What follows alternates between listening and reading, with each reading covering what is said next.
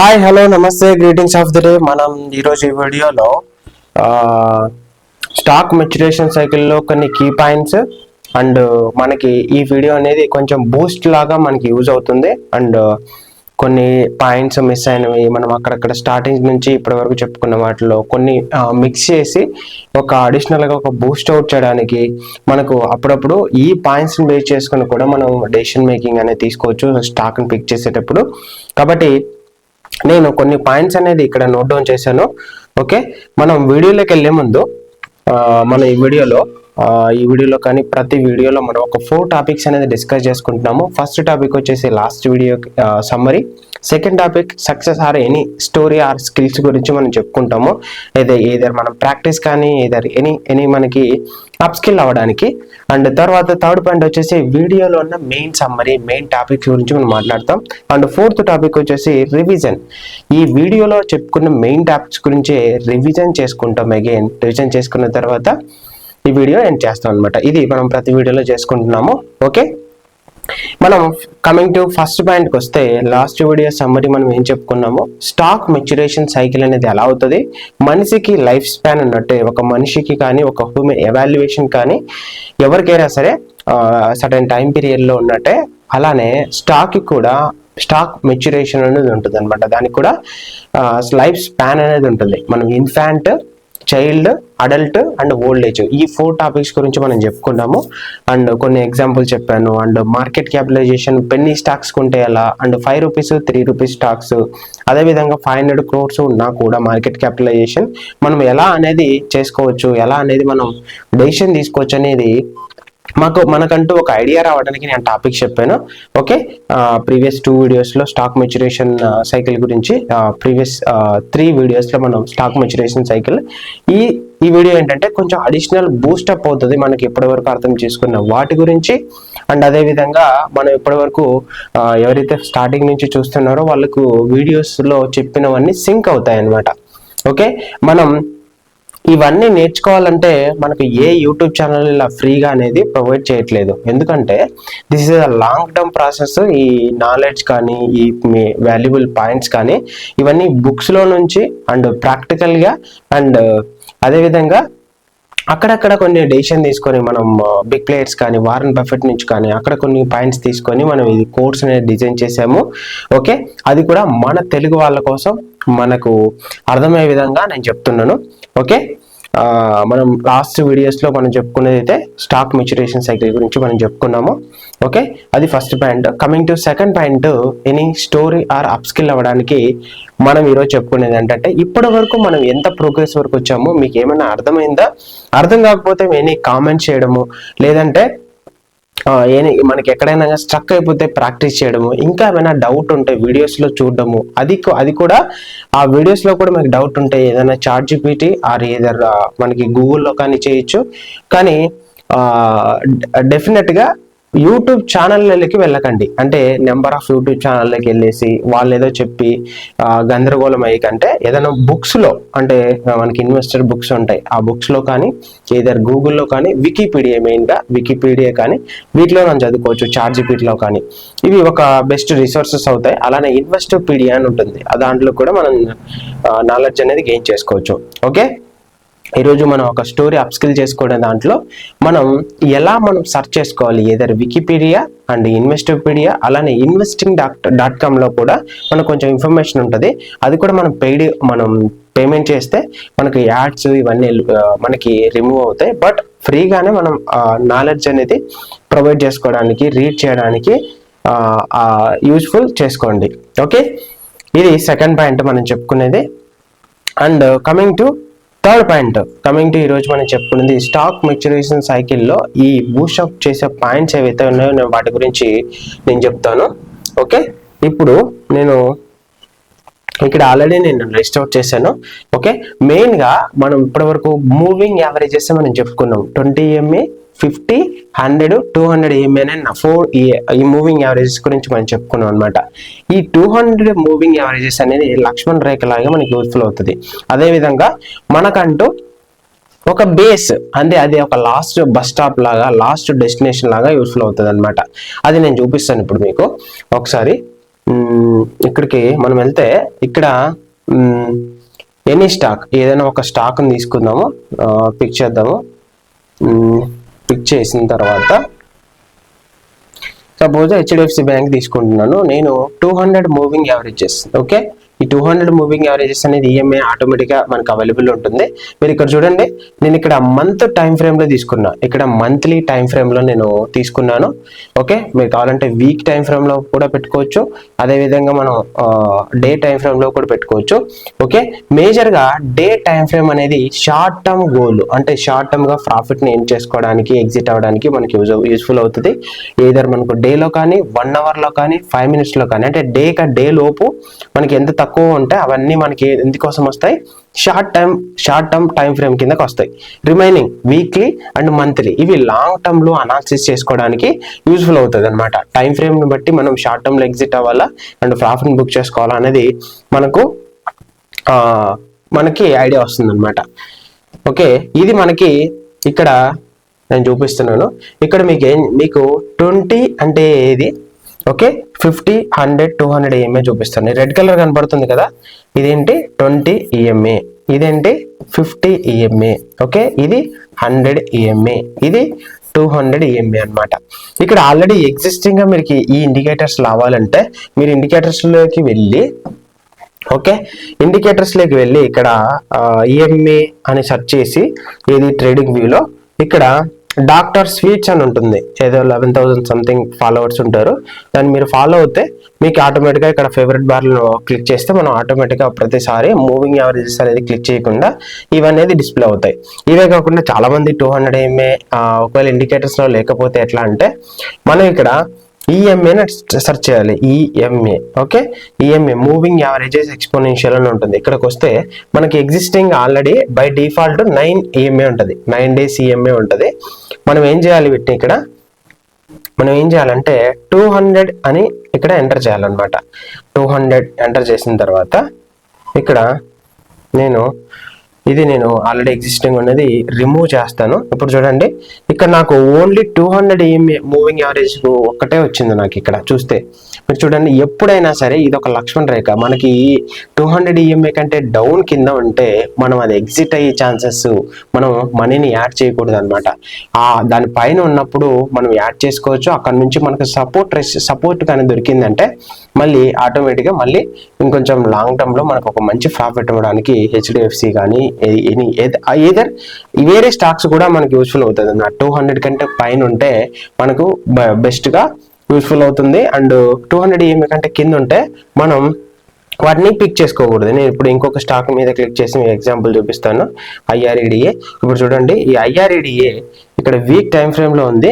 నేను ఇప్పుడు day time frame లో పెడతాను. ఇప్పుడు చూడండి, ఈ IREDA ఇప్పుడే మళ్ళీ ఎంటర్ కాకూడదు అనమాట. ఎందుకంటే IREDA ఇంకా 200 ఈఎంఏ అంటే కింద ఉంది కాబట్టి మనం ఎంటర్ అవ్వకూడదు. 200 ఈఎంఏ పైన ఉన్నప్పుడు మనం ఎంట్రీ తీసుకోవచ్చు. ఒకసారి ఇక్కడ బ్రేక్అవుట్ అయిన తర్వాత, రెసిస్టెన్స్ ని బ్రేక్అవుట్ అయిన తర్వాత మనం 200 ఈఎంఏ కంటే పైన ఉన్నప్పుడు మనం ఇన్వెస్ట్ చేయొచ్చు. ఓకే, ఇది ఒక పాయింట్. నెక్స్ట్ ఇంకొక పాయింట్కి వెళ్తే మనకి ఇక్కడ second point, good volume with breakout stocks. Breakout అంటే ఏంటి, మనం రెసిస్టెన్స్ ని బ్రేక్అవుట్ చేసి, ఓకే, మెయిన్ గా గుడ్ వాల్యూమ్ అంటే ఏం చెప్పాను ఇక్కడ కింద ఆల్రెడీ డిస్ప్లే అవుతుంది చూడండి. మనకి వాల్యూమ్ అంటే ఇక్కడ ఉంది కదా, ఈ వాల్యూమ్ బార్స్ ఉన్నాయి కదా, ఇది మనకు వాల్యూమ్ బార్స్. ఏ స్టాక్ తీసుకున్నా కూడా మనకు వాల్యూమ్ బార్స్ ఉంటాయి. ఇక్కడ ఒక గుడ్ వాల్యూమ్ వచ్చింది, ఎందుకంటే గ్రీన్ కలర్ అండ్ తర్వాత గ్రీన్ కలర్ గుడ్ వాల్యూమ్ వచ్చింది. మనకు అప్ సైడ్ మనకు పొటెన్షియల్ ఎక్కువగా ఉంది. దీని తర్వాత మనకు వాల్యూమ్ అనేది ఈ ఏరియాలో చూస్తే ఇక్కడ మనకు వాల్యూమ్ తక్కువగానే ఉంది. అంటే రెడ్ కలర్ అంటే మనకి సెల్లర్స్ డామినేట్ చేస్తున్నారు, స్ట్రెంత్ అనేది బయర్స్ దగ్గర లేదు. ఓకే, అండ్ అదే విధంగా ఇక్కడ డే టైం ఫ్రేమ్ కానీ ఎనీ టైం ఫ్రేమ్ ఏదైనా మనం పెట్టుకోవచ్చు. దాని అకార్డింగ్ టు దాన్ని బట్టి మనకు వాల్యూమ్ అండ్ 200 ఈఎంఐ అనేది మూవింగ్ యావరేజెస్ అనేది వస్తాయి. ఓకే, నేను ఇది ఎగ్జాంపుల్స్ కింద మీకు స్టాక్స్ చూపించాను. మీరు ఇదే కాకుండా ఎనీ స్టాక్ 200 ఈఎంఐ కంటే కింద ఉందా పైన ఉందా అనేది చెక్ చేయాలి. అండ్ గుడ్ మనం ఏం చెప్పుకున్నాం, ఇక్కడ బ్రేక్అవుట్ అవ్వాలి. బ్రేక్అవుట్ అంటే సపోజ్ ఇది రెసిస్టెన్స్ కదా, ఇది ఇక్కడ రెండింటికి ఇక్కడ ఒకవేళ సపోజ్ ఈ స్టాక్ వచ్చి దీన్ని కన్నా బ్రేక్అవుట్ చేసింది అనుకో, రెసిస్టెన్స్ కంటే దాటి మళ్ళీ పైకి వెళ్ళి మళ్ళీ ఇక్కడ సపోర్ట్ తీసుకుంది, అప్పుడు మనం ఒక అది కూడా గుడ్ వాల్యూమ్ ఉండాలి ఓకే, గుడ్ వాల్యూమ్ ఉండాలి. అదే విధంగా ఇక్కడ బ్రేక్అవుట్ అవ్వాలి. అప్పుడు మనకు ఏమవుతుందంటే ఆ స్టాక్ ఒక మంచి పొటెన్షియల్ ఉండేలాగా ఉంటుంది అనమాట. అంటే బయ్యర్స్ వస్తారు అండ్ ఇన్స్టిట్యూషన్స్ కూడా మనకు ప్లేయర్స్ వస్తారు, అప్పుడు గుడ్ వాల్యూమ్ వస్తుంది. అంటే ఇలా కూడా మనకు కన్ఫ్యూజన్ ఉంటే ఈ బ్రేక్అవుట్ అయ్యే కంటే ఇప్పుడు సపోజ్ ఈ రెసిస్టెంట్ లెవెల్ని బ్రేక్అవుట్ అవుతుందా లేదా, గుడ్ వాల్యూమ్ ఉందా అనేది కన్ఫ్యూజ్గా ఉంటే మనం ఏం చేయొచ్చు అంటే ఇక్కడికి ఎక్స్లోకి వెళ్ళి ట్విట్టర్లోకి వెళ్ళి మనం ఇక్కడికి వెళ్ళి సెర్చ్లో బ్రేక్అవుట్ స్టాక్స్ అని ఎంటర్ చేయాలన్నమాట. ఇక్కడికి వెళ్ళి సెర్చ్ మీద క్లిక్ చేసి ఎనీ బ్రేక్అవుట్ స్టాక్ ఏదో ఒకటి ఛానల్ మనకు చెప్తా ఉంటారు. ఈ ఛానల్లోకి వెళ్ళి వాళ్ళు నిజంగా చెప్తున్నారా లేదా అనేసి మనం చెక్ చేసుకోవచ్చు అనమాట. సపోజ్ బ్రేక్అవుట్ స్టాక్స్ నేను ఒకటి ఎగ్జాంపుల్ చూపిస్తాను. ఇక్కడ ఆల్రెడీ వాళ్ళు డిస్ప్లే చేసి ఉంటారు అనమాట. ఓకే, బ్రేక్అవుట్ స్టాక్స్ ఇక్కడ చూడండి, ఇవి బ్రేక్అవుట్స్. నేను ఒకటి ఎగ్జాంపుల్ చూపిస్తాను మీకు.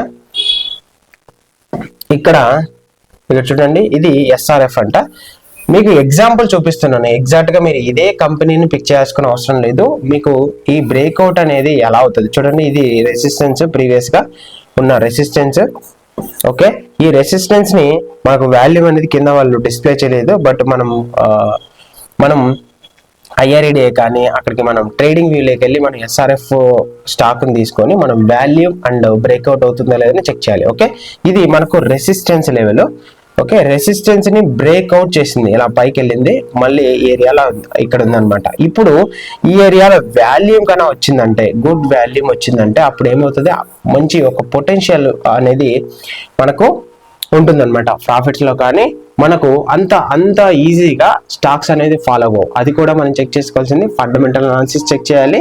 అదేవిధంగా ఇవి టెక్నికల్ అనాలిసిస్ కిందకు వస్తాయి అనమాట. Volume, breakout, support and resistance, మళ్ళీ కన్సాలిడేషన్ అవుతుందా, ఇవన్నీ దేని కిందకు వస్తాయి, టెక్నికల్ అనాలిసిస్ కిందకు వస్తాయి. ఓకే, ఇది అర్థం చేసుకోండి.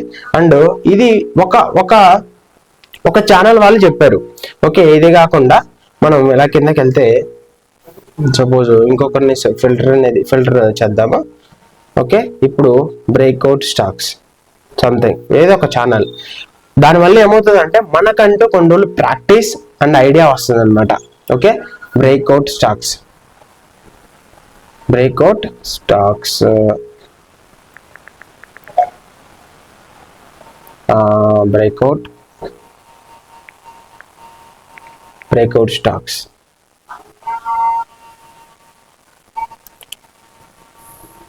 ఇక్కడ ఇమేజెస్ వస్తాయి, దాన్ని బట్టి మనం పిక్ చేసుకొని మనం ప్రాక్టీస్ చేయడానికి ఇనిషియల్గా మనం పిక్ చేసుకోవచ్చు అనమాట. ఇక్కడ చూడండి, ఇదేంటి 200 EMA సంథింగ్, ఇక్కడ ఏది మెన్షన్ చేయలేదు వాళ్ళకి, అది ఇండికేటర్ ఆల్మోస్ట్. ఇక్కడ చూడండి, ఇది కూడా మనకి ఏమైంది, ఇక్కడ మనకి ఏమైందంటే చూడండి, ఇది రెసిస్టెన్స్ లెవెల్ వాళ్ళు ఆల్రెడీ గీసారు, డ్రా చేశారు. అండ్ ఈ ఏరియా మనకు సపోర్ట్ లెవెల్, ఈ ఏరియా సపోర్ట్ లెవెల్, ఈ ఏరియా సపోర్ట్ లెవెల్. ఇప్పుడు చూస్తే మనకి ఇదంతా వాల్యూ అనమాట. ఈ గ్రీన్ కలర్ ఉండేవన్నీ మనకు బయర్స్, బ్లాక్ కలర్ లో ఉన్నవంతా సెల్లర్స్ అనమాట. ఓకే, ఇప్పుడు ఇక్కడ గుడ్ వాల్యూమ్ వచ్చింది ఏరియాలో. ఇక్కడ గుడ్ వాల్యూమ్ అంటే ఈ క్యాండిల్ చూడండి, ఇది ఒక మంచి గుడ్ హెల్దీ క్యాండిల్ అనమాట. ఓకే, హెల్దీ క్యాండిల్ కింద కన్సిడర్ చేసుకుంటారు మనకు ఈ క్యాండిల్. రిమైనింగ్ అన్ని అన్హెల్దీ క్యాండిల్స్ మీరు చెక్ చేస్తే, ఇక్కడ చూస్తే అన్హెల్దీ క్యాండిల్, ఇక్కడ చూస్తే ఇది బ్రేక్అవుట్ అయింది, ఇక్కడ సపోర్ట్ లెవెల్ దగ్గర ఉందన్నమాట. కాబట్టి ఇలాంటి స్టాక్స్ మనం పిక్ చేసుకోవడం వల్ల, ఇది ఎగ్జాంపుల్ నేను చూపిస్తున్నాను. ఇదే స్టాక్, హయ్యర్ హైస్, ఇది స్టాక్ నేమ్ మెన్షన్ చేశారా, హోటల్ సెక్టార్ అంట. Okay, it is from hotel sector. But ఈ స్టాక్ ని మనం పిక్ చేసుకునే అవసరం లేదు. బట్ ఇవి చూడడం వల్ల మనకు ఒక మంచి ఐడియాస్ వస్తాయి, మంచి థాట్స్ వస్తాయి. అంటే మనం తక్కువ ఎంఫర్ట్ పెట్టి మనం ఈజీగా ఇక్కడ ఎక్స్లోకి వెళ్ళి బ్రేక్అవుట్ స్టాక్స్ మీద క్లిక్ చేస్తే ఇక్కడ మనకి ఈ సప్లై జోన్ ఏంటి అండ్ రెసిస్టెన్స్ ఏంటి, సపోర్ట్ అంటే ఏంటి, ఇవన్నీ మనకు ఒక ఐడియా వస్తాయి. గుడ్ వాల్యూమ్, ఇక్కడ చూడండి మ్యాసివ్ వాల్యూమ్ వచ్చింది, చూడండి మ్యాసివ్ వాల్యూమ్ అండ్ బ్రేక్అవుట్ ఏంటిది, ఓస్వాల్ గ్రీన్టెక్ లిమిటెడ్. ఓకే, ఇలాంటివి మనం పిక్ చేసుకొని మనం ఏం చేయాలి, ఇక్కడికి వచ్చేసి Oswal Greentech. Okay, Oswal green tech ఇది. ఇప్పుడు ఓస్వాల్ గ్రీన్ టెక్ ని మనం ఏ టైం ఫ్రేమ్ లో చూసారు వాళ్ళు ప్రాక్టీస్ చేయడానికి? 1 minute. ఇక్కడ టైం ఫ్రేమ్ అనేది మేబీ వీక్లీ అనుకుంటా.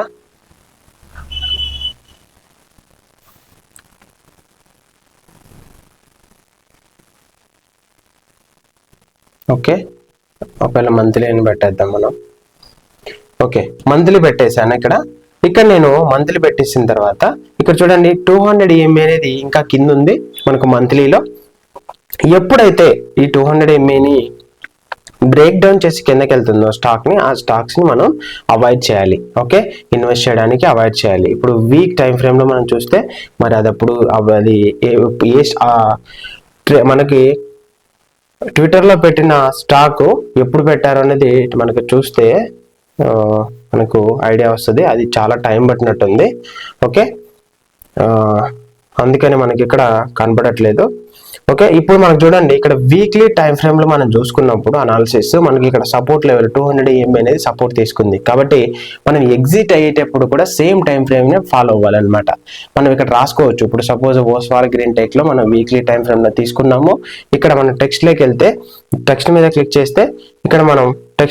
చేస్తే మనకి ఇక్కడ టెక్స్ట్ వస్తుంది. మనం దాన్ని బట్టి ఇక్కడ టైప్ చేసి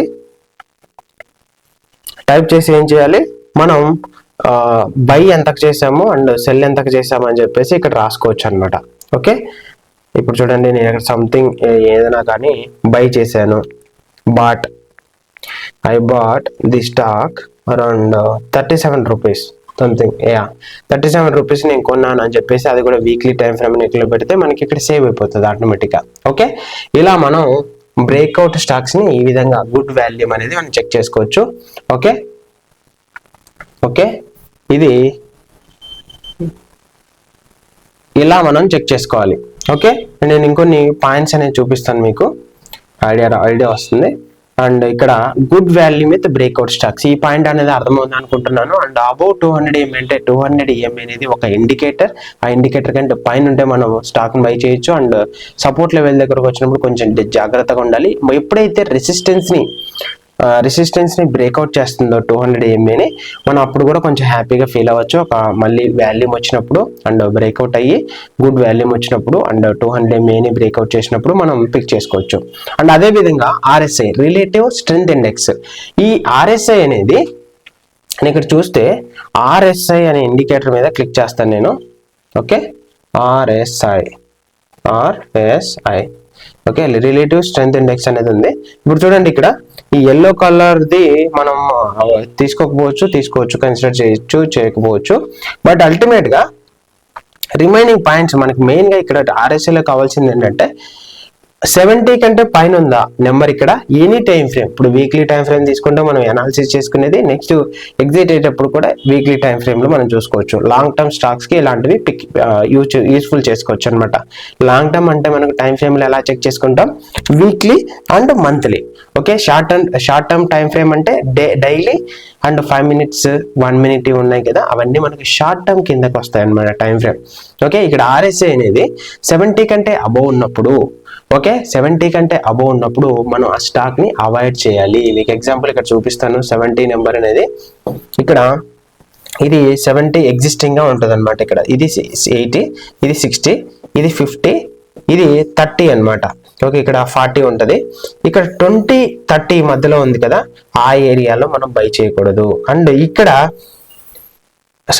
ఈ 20-30 ఉంది కదా, అప్పుడు ఏమవుతుందంటే ఎక్కువ మంది ఓవర్ సోల్డ్ అవుట్ చేసింటారు అనమాట. ఎక్కువ మంది సెల్లింగ్ చేసింటారు. ఆ టైంలో కూడా మనం ఎంటర్ అవ్వకూడదు. ఓకే, ఆ టైంలో కూడా బై చేయకూడదు. అండ్ 70 to 80, ఓకే, ఈ 70 to 80 ఉంది కదా, ఈ 70 to 80 ఈ పీరియడ్ లో మనం ఏంటంటే ఇమీడియట్ గా మన దగ్గర ఉన్న స్టాక్స్ ఏం చేయొచ్చు, ఆ టైం ఫ్రేమ్ లో మనం సెల్లింగ్ చేయొచ్చు. అంటే స్టాక్స్ ఏదో ఒక టైంలో కరెక్షన్ అవుతుందని గుర్తు చేసుకోండి.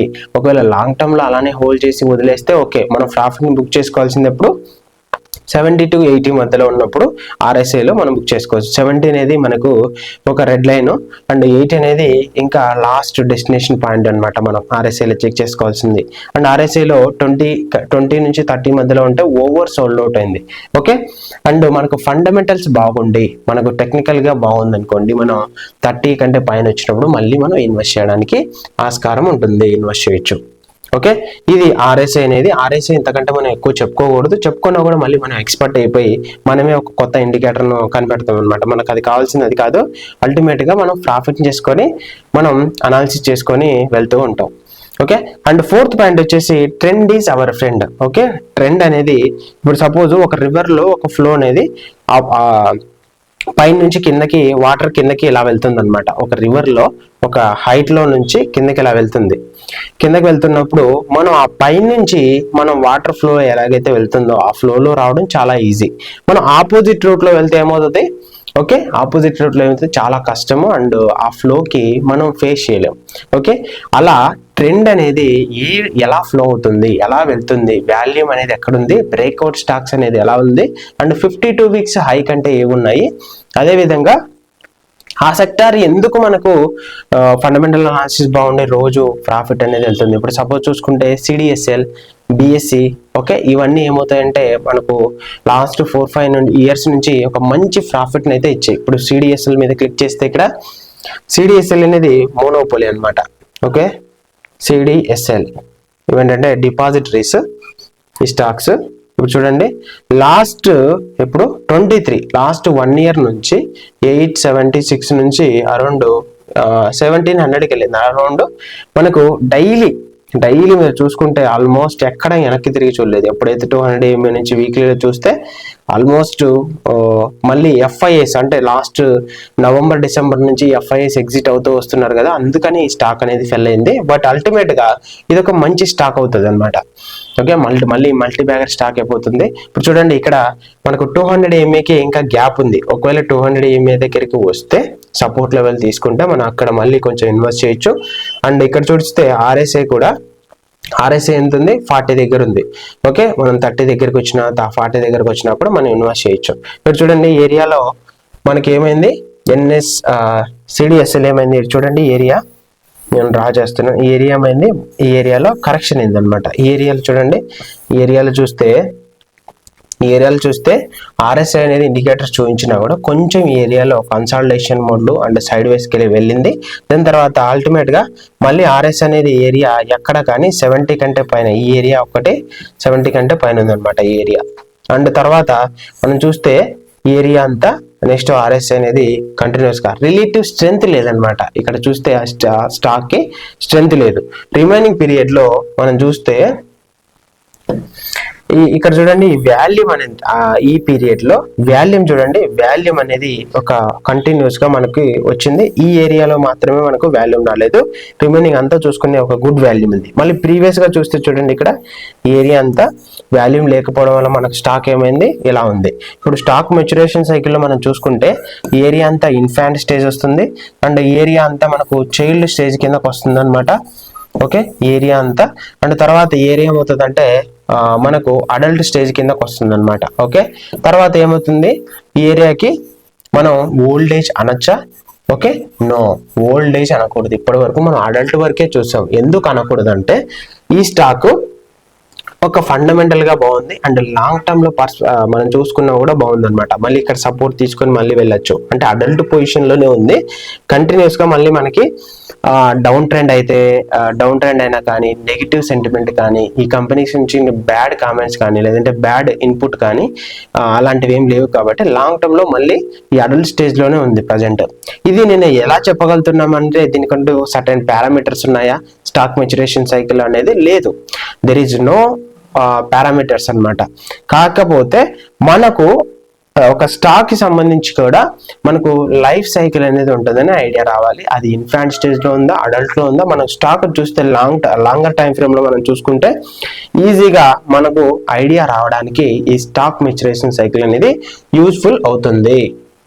ఓకే, ఇది మనకు అల్టిమేట్ గా చెప్పుకునేది. అండ్ నెక్స్ట్ పాయింట్ కు going to next point, trend is our friend. అంటే ఈ ట్రెండ్ ఏదైతే ఉందో ఇందాక మనం చూపించింది, ఈ ఏరియా ఇందాక మనం చూపించింది ఎగ్జాంపుల్, ఇక్కడ మనకు వాల్యూమ్ ఉంది అండ్ ఏరియాలో చూస్తే మనకేమైంది ఆర్ఎస్ఏ ఉంది. ఇది ఒక మనకు ఫండమెంటల్ గా బాగుందని టచ్ చేస్తే ఈ ఏరియాలో ఏముంది, ఈ ఏరియా నుంచి మనకు కంటిన్యూస్ గా ఇంక్రీజ్ అవుతుంది. అంటే దీన్ని ఏమంటారు, ఈ ఏరియాని ఏమంటాం, మనకు ట్రెండ్ అంటాం. ఓకే, ఈ ఏరియాని ట్రెండ్ అంటాం. ఈ ట్రెండింగ్ లోనే మనం మనీని గెయిన్ చేసుకోవడం, ప్రాఫిట్ ఎర్న్ చేసుకోవడం, ఎగ్జిట్ అవ్వడం. లేదంటే ఇప్పుడు సపోజ్ మనం ఒక 1 lakh రూపీస్ ఇన్వెస్ట్ చేసాం అనుకుందాం. ఓకే, ఈ 1 lakh రూపీస్ ని ఇన్వెస్ట్ చేసిన తర్వాత ఈ కంపెనీలో మనం ట్రెండ్ లో ఉన్నప్పుడు ఇన్వెస్ట్ చేశాక మనకు అరౌండ్ ఒక 30,000 రూపీస్ మనకు ప్రాఫిట్ వచ్చింది అనుకుందాం. అంటే 30%. ఓకే, 1 lakh లో మనకు 30% అంటే 30,000. ఈ 30,000 రూపీస్ ఉంది కదా, ఈ 30,000 రూపీస్ మనం ఏం చేయాలి, ఎయిదర్ 1 lakh రూపీస్ ని వెనక్కి తీయడమా, లేదంటే 30,000 ని అలానే ఇన్వెస్ట్ చేయడమా, అలానే మనకు వదిలేయడం. అంటే ఆ కంపెనీలో మంచి ఫండమెంటల్స్ ఉన్నాయి, లాంగ్ టర్మ్ లో ఒక మంచి హోల్డింగ్ అవుతుంది అండ్ మల్టీ బ్యాగర్ స్టాక్ అవుతుంది అన్నప్పుడు ఏం చేయాలంటే మనకు రిస్క్ లేకుండా మన ఇన్వెస్ట్మెంట్ పక్కకు తీయాలి. ఆ ప్రాఫిట్ ని ఏదైతే ఉందో ఆ కంపెనీలో అలానే వదిలేసేయండి. అవేమవుతాయి, ఇన్ఫాంట్ స్టేజ్ లో మీరు వదిలేసేసారు మనం ప్రాఫిట్ ని, అల్టిమేట్ గా అవి కూడా అడల్ట్ అయిపోతాయి, అవి కూడా ఓల్డ్ ఏజ్ కిందకు వస్తాయి. బట్ అల్టిమేట్ గా మనకు రిస్క్ లెస్ ఇక్కడ ప్రాఫిట్ అన్నమాట. రిస్క్ ఏం లేదు కదా, మనకు క్యాపిటల్ ఎటువంటి లాసెస్ ఉన్నది. బట్ అల్టిమేట్ గా మనకు ప్రాఫిట్ ఉన్నప్పుడే మనం అక్కడ సెల్ చేసి మన ఇన్వెస్ట్మెంట్ తీసుకొని పక్కకు రావాలి. మళ్ళీ కొత్త స్టాక్స్, ఏదైనా మంచి స్టాక్స్ వచ్చినప్పుడు మళ్ళీ మన క్యాపిటల్ పెట్టి ఇన్వెస్ట్ చేయాలి. కొన్ని రోజుల తర్వాత ప్రాఫిట్ వచ్చినప్పుడు ఆ ప్రాఫిట్ ని వదిలేయాలి. మళ్ళీ ఇన్వెస్ట్మెంట్ ఉంది కదా, ఆ ఇన్వెస్ట్మెంట్ బ్యాక్ చేయాలి. అప్పుడు ఏమవుతుంది, మన క్యాపిటల్ కి ఎటువంటి ఇష్యూ లేదు, క్యాపిటల్ అనేది లాసెస్ అనేది 0. ఓకే, ఎప్పుడైనా సరే క్యాపిటల్ ని వెనక్కి తీయడం, ప్రాఫిట్ ని అలానే ఉంచడం. ఓకే, ఈ 30,000 వదిలేస్తే నెక్స్ట్ ఇదే కూడా నెమ్మదిగా పెరుగుతూ ఉంటుంది. ఓకే, ఇలా మనం ప్లాన్ చేసుకోవాలి. ఓకే, స్టాక్ మెచ్యురేషన్ సైకిల్లో ఇది. కాబట్టి ట్రెండ్ ఏదైతే ఉందో ఆ ట్రెండ్ ని ఫాలో అవ్వడం అనేది ఇంపార్టెంట్. ఓకే, మెయిన్ గా ఆ ట్రెండ్ అనేది ఇంపార్టెంట్. తర్వాత అవాయిడ్ దీ stocks.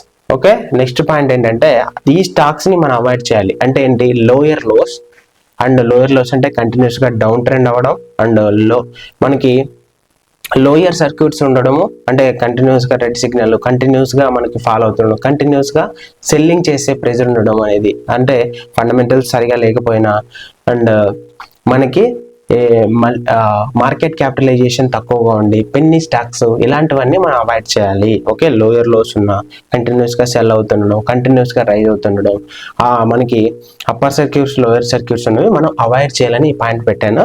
Okay, and weak volume తక్కువ ఉన్నప్పుడు కూడా మనం ఇన్వెస్ట్ చేయకూడదు. అండ్ తర్వాత బిలో 200 EMA కంటే మనం తక్కువ ఉన్నా కూడా ఇన్వెస్ట్ చేయొద్దు.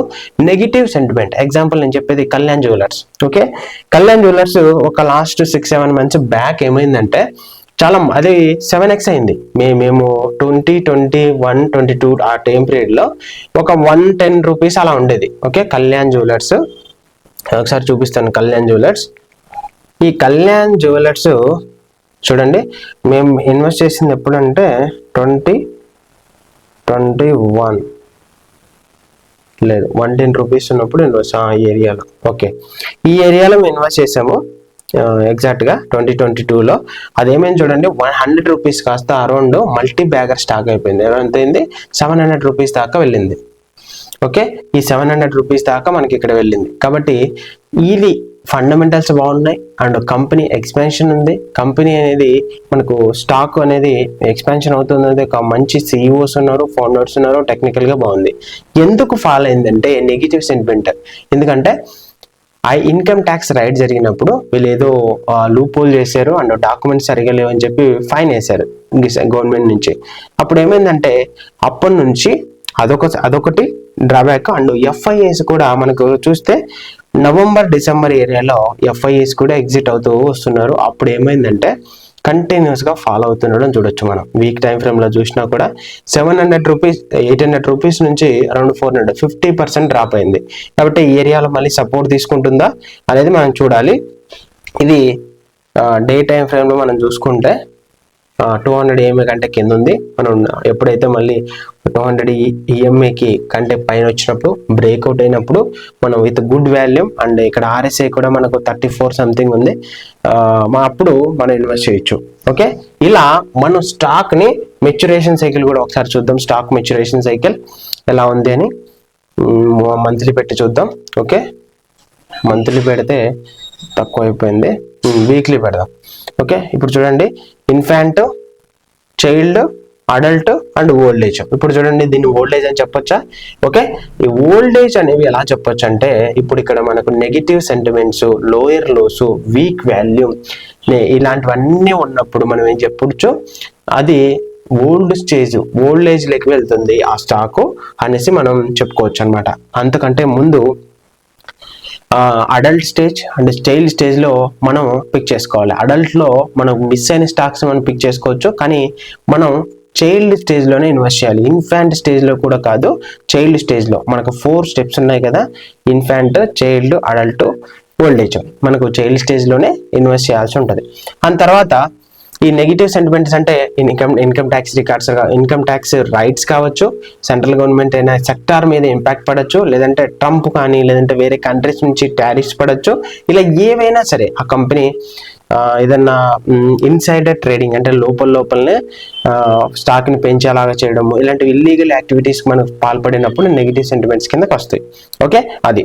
Next stop loss. Stop loss అనేది మనం ట్రిగర్ చేసి పెట్టుకుంటామా అనేది మన ఇష్టము, depends on our demat account and మన మైండ్ సెట్ని బట్టి మనం చెక్ చేసి పెట్టుకోవచ్చు. కానీ 10 నుంచి 20% అనేది మాక్సిమం స్టాప్ లాస్ పెట్టుకోవాలి. అంతకు మించి వెళ్తే స్టాక్స్ని అమ్మేసేయండి. ఓకే, అమ్మేసిన తర్వాత మళ్ళీ ఒక మంచి స్టాక్ వస్తుంది, అప్పుడు కావాలంటే 30-40% వచ్చిన తర్వాత ఈ లాసెస్ కనుక కవర్ చేసుకోవచ్చు. అంతేకాని 20 బియాండ్ కంటే వెళ్ళిందంటే మనం ఇంకా ఎక్కువగా రిస్క్ ఫ్యాక్టర్ని మనం ఎక్కువగా కన్సిడర్ చేస్తే మోస్తున్నట్టు, బరువు కంటే అది ఇంకా కొంచెం ఎక్కువగా బరువు మోస్తున్నట్టు. కాబట్టి స్టాప్ లాస్ అనేది 10-20% ఈజ్ ఎనఫ్ అనమాట. 10 అనేది మినిమం, మ్యాక్సిమం అనేది ఒక 20% పెట్టుకోవచ్చు.